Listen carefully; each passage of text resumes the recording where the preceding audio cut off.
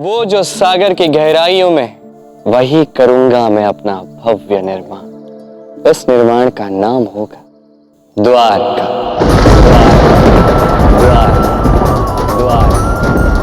नाम तो बड़ा सुंदर है कान्हा, किंतु तुम मुझे ये बताओ कि इस स्थान का निर्माण भला कैसे करोगे तुम?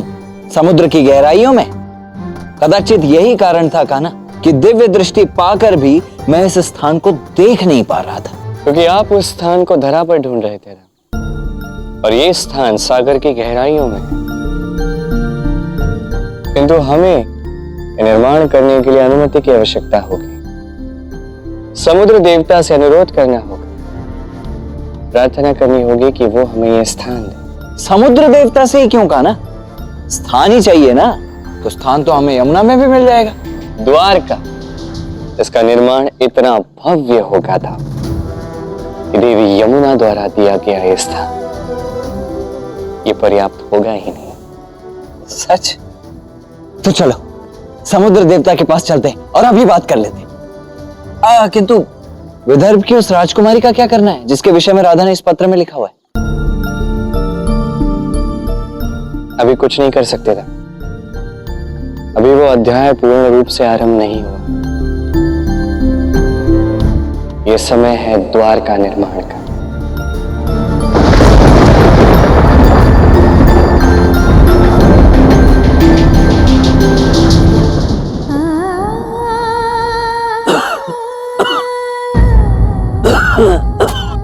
पिताश्री,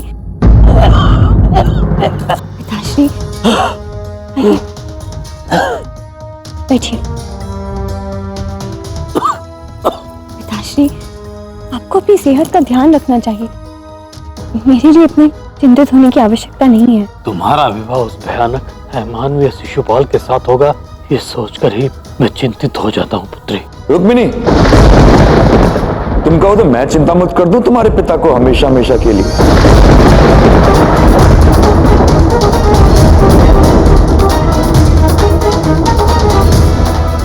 एक प्राण मुक्त हो जाएंगे तो चिंता मुक्त हो ही जाएंगे। नियंत्रण में रह के बातें करना सीखो छेदी नरेश। उत्तम, अति उत्तम।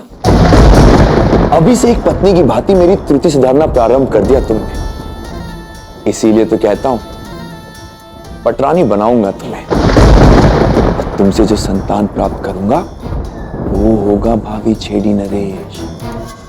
मेरे रहते ऐसा कदापि नहीं होगा दुष्ट।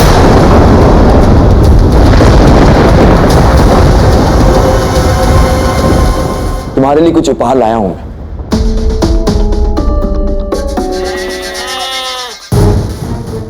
हटो ना।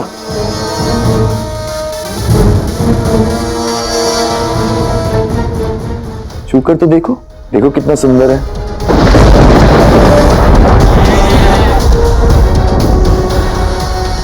कैसा लगा मेरा प्रथम उपहार? अच्छा है। जाने को ले लो इसके हाथ से मेरा उपहार। मैंने कहा था ना, मुझे अच्छी वस्तुओं से घृणा है और जो चीज मुझे अच्छी नहीं लगती मैं उसे मिटा देता हूं। हमारे विवाह से पूर्व इस मेमने की बलि दी जाएगी और इसी के रक्त से मांग भरूंगा मैं तुम्हारी। अमर योद्धा हूं मैं। युद्ध हो या विवाह, रक्त तो बहना ही चाहिए। छेदी नरेश, मेरा विवाह तुझसे कभी नहीं होगा। कृष्ण मेरे लिए अवश्य आएगा। कृष्ण, वो मूर्ख, वो नीच ग्वाला, 7 दुष्ट भगौड़ा, 8 तुच्छ रणछोड़, 9 वो आएगा। ये क्या कान्हा? ये मूर्ख शिशुपाल तो तुम्हारे वरदान को समझ तक नहीं रहा है। जहां उसे तुम्हारे वरदान से अमर होना चाहिए, उसका लाभ उठाना चाहिए, वहीं वो अपने झूठे अहंकार और मूर्खता में स्वयं के ही अंत का प्रबंध कर रहा है। पारस का पत्थर यदि हाथ लग जाए, उसे भी व्यक्ति साधारण पत्थर समझकर फेंक देता है। यदि वर्तमान के कर्म ही अनुचित हो, तो अतीत में मिला बड़े से बड़ा वरदान भी बड़ी सरलता से श्राप बन जाता है। पीछे से पीठ पर वार करने वाला कायर है वो कृष्ण। छल से कालेवन का अंत किया उसने। वो आएगा तेरे लिए रुक्मिणी? कदापि नहीं, क्योंकि हम जानते हैं वो किसी निर्माण के लिए धरा खोजने जा रहा है, मथुरा से दूर, और हमारी सेना उसे चारों ओर से घेर लेगी। मथुरा से दूर कोई सहायता नहीं मिलेगी उसे, अधिक समय तक युद्ध भी नहीं लड़ पाएगा और मारा जाएगा। कृष्ण का भाई बलराम अपनी शक्ति से जरासंध को पहले ही पराजित कर चुका है और कृष्ण अपने विवेक से काल्यवन को। तू और जरासंध भी पराजय का मुंह अवश्य देखो। रुक्मिणी! रुक्मिणी!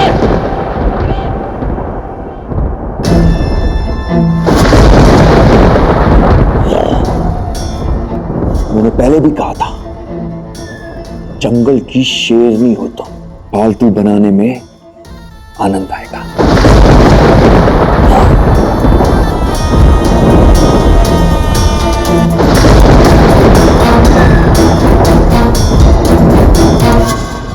ये कृष्ण कर क्या रहा है? ये समय स्थान ढूंढने का नहीं, जरासंध और शिशुपाल का अंत करने का है। पिताश्री, पिताश्री समझने का प्रयास कीजिए।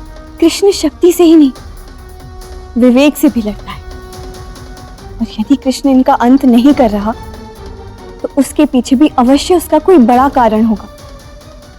मुझे केवल एक ही चिंता है, कहीं कृष्ण मेरे लिए आने में बहुत अधिक समय ना लगा दे। कृष्ण, ये तुम क्या कह रहे हो? ऐसा कौन सा स्थान है जिसे खोजने के लिए तुम्हें मथुरा छोड़कर जाना होगा? ये मैं अभी आपको नहीं बता पाऊंगा नाना जी। यदि जरासंध को यह पता चल जाए कि तुम यहाँ नहीं हो, तब तो वो हम सब पर आक्रमण कर सकता है ना। फिर ऐसे में मथुरा की रक्षा करेगा कौन? ऐसा नहीं है नाना जी, जरासंध कृष्ण के पीछे है, मथुरा के नहीं। यदि जरासंध को ज्ञात हुआ कि कृष्ण यहाँ से निकल गया है तो जरासंध कृष्ण के पीछे आएगा, और यदि भूलवश वो मथुरा पर आक्रमण कर ही देता है तो मथुरा की सेना उसका सामना कर ही लेगी। अर्थात तुम और बलराम मथुरा की युवराज अकेले सेना के बिना जाओगे? कदापि नहीं। मैं तुम दोनों को अपना जीवन संकट में नहीं डालने दूंगा। ऐसा कुछ नहीं होगा नाना जी, हमारे साहस, हमारी शक्ति और हमारे सामर्थ्य पर विश्वास कीजिए। हमारा जाना अत्यंत आवश्यक है, और जान लीजिए हम सुरक्षित रहेंगे, हमें कुछ नहीं होगा। अब जैसी तुम्हारी इच्छा, किंतु तुम दोनों शीघ्र ही लौट आना। जी, आज्ञा दीजिए।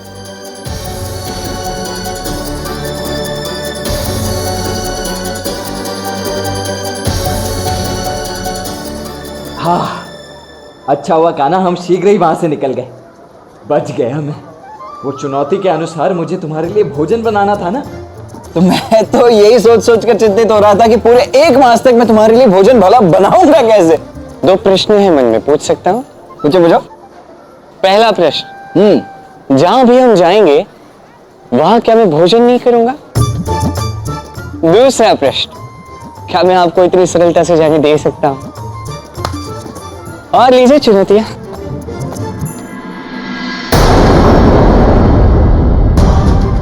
ओ सम्राट जरासंध, कब से चल रहा है?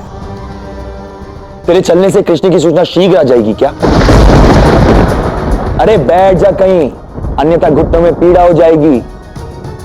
अरे कुछ नहीं तो कम से कम अपनी ढलती आयु को ही देख ले। शिशुपाल, जानते हो इस युद्ध में तुम्हारी सेना का भी नेतृत्व मैं क्यों कर रहा हूं? क्योंकि तुम्हारी सेना भी मेरा आदेश मान रही है, क्योंकि तुम मूर्ख हो, और मूर्खों की बातों को कोई भी गंभीरता से नहीं लेता, ना तुम्हारी सेना ना मैं। जरासंध! जानता हूं तू अमर है, किंतु ये मत भूलो कि मैं भी अमर हूं। लड़ेंगे तो समय के अंत तक लड़ेंगे। अंतर इतना ही है मूर्ख, तुम मारोगे तो तुम्हें पीड़ा भोगनी होगी, और मैं मारूंगा तो तुम्हें पीड़ा दूंगा।